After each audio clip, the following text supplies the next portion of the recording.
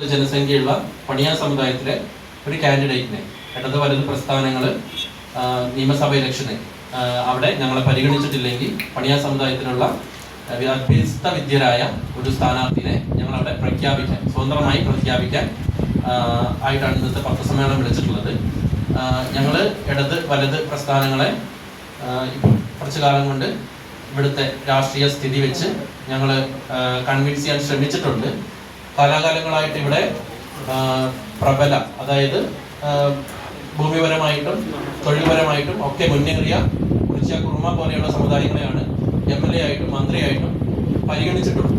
അപ്പം അത് ഈ കമ്മ്യൂണിറ്റിയെ വെച്ച് ഞങ്ങളെ ഒരു ടൂളായിട്ട് ഉപയോഗിച്ച് ഈ പറയുന്ന കമ്മ്യൂണിറ്റികളിൽ നിന്നും MLA മന്ത്രിയും ആവാൻ അവർക്ക് വോട്ട് ചെയ്യാൻ താല്പര്യമില്ല എന്നുള്ളതാണ്.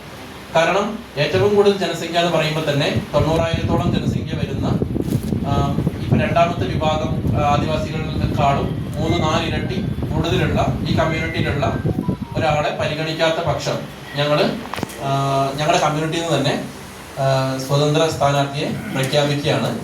അത് ഇനി ഈ പ്രസ് കോൺഫറൻസിന് ശേഷം 2 ദിവസത്തിനുള്ളിൽ ഊരുതോറും, കൂടാതെ നിഷ്പക്ഷരായിട്ടുള്ള ഈ പറയുന്ന കമ്മ്യൂണിറ്റികളുടെ ക്ഷേമത്തിന് വേണ്ടിയിട്ട് ആഗ്രഹിക്കുന്ന ഒരു പറ്റം മനുഷ്യരെ കൺവിൻസ് ചെയ്തുകൊണ്ടും വളരെ വലിയ രീതിയിലുള്ള മാസ് ക്യാമ്പയിനിങ് ചെയ്തുകൊണ്ടും ഞങ്ങൾ ഇവിടെ നടക്കുന്ന അനീതിക്കെതിരെ ഊരുകളിൽ ശബ്ദമുയർത്തി സ്വതന്ത്ര സ്ഥാനാർത്ഥിയെ വൻ ഭൂരിപക്ഷത്തോടെ വിജയിപ്പിച്ചെടുക്കുന്ന രീതിയിലുള്ള ഇടപെടലുകൾ നടത്തും എന്നുള്ളതിൽ ഒരു സംശയമില്ല.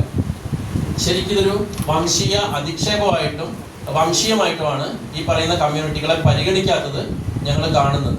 എന്താണെന്ന് വെച്ച് കഴിഞ്ഞാൽ ചോട്ടാ നേതാക്കൾ മുതൽ ഡൽഹിയിലുള്ള വൻ നേതാക്കളോട് വരെ ഞങ്ങളുടെ ആവശ്യവും ഞങ്ങളുടെ അവസ്ഥയും ഞങ്ങളുടെ പ്രാരാബ്ദവും ഞങ്ങൾ പറഞ്ഞിട്ട് പോലും ഞങ്ങളെ മനുഷ്യരായിട്ട് പോലും കാണാത്ത ഒരു പറ്റം സമൂഹമാണ് ഞങ്ങൾക്ക് ചുറ്റും നിൽക്കുന്നത് എന്നുള്ളതിൽ ഞങ്ങൾ മനസ്സിലാക്കുകയാണ്.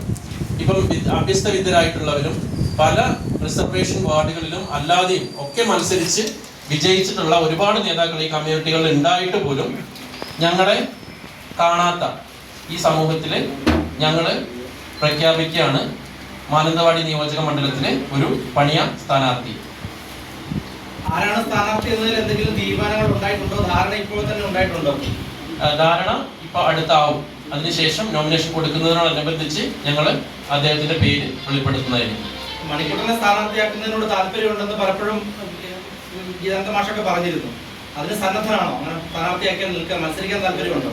ഞാൻ സന്നദ്ധനാണ്. അതോടൊപ്പം തന്നെ അഭ്യസ്ത വിദ്യരായ നല്ല രാഷ്ട്രീയപരമായിട്ടുള്ള ഭാവിയുള്ള ഒരുപാട് ആൾക്കാർ ഈ കമ്മ്യൂണിറ്റികളിലുണ്ട്. ഇപ്പോൾ ഏകദേശം 10-15ഓളം ദളിത് ആദിവാസി സംഘടനാ നേതാക്കൾ ഇവിടെയുണ്ട്, അവരുടെ പ്രവർത്തകരുണ്ട്. അവരോടൊക്കെ കൂടി ആലോചിച്ച് ഒരു നല്ല സ്ഥാനാർത്ഥിയെ തന്നെ മാനന്തവാടിയിൽ പ്രഖ്യാപിക്കും എന്നുള്ളതിൽ ഒരു സംശയമില്ല.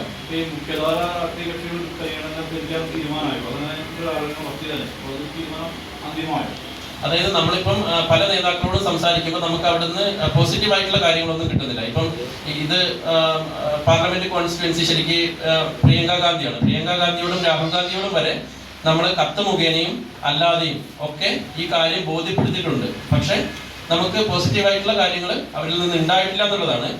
അത് അവര് റൂട്ട് ലെവലിൽ അന്വേഷിക്കുമ്പോൾ ഇവിടെയുള്ള നേതാക്കൾ എന്താണ് പറയുന്നത് നമുക്കറിയില്ല. പക്ഷെ ഗ്രൗണ്ട് ലെവലിൽ നമ്മുടെ ഊരുകളിൽ അന്വേഷിച്ചു കഴിഞ്ഞാൽ അവിടുന്ന് വരുന്ന ഒരു പൾസ് എന്താണെന്ന് നോക്കാനുള്ള കാര്യങ്ങളൊക്കെ നമ്മൾ ആവശ്യപ്പെട്ടിട്ടുണ്ട്.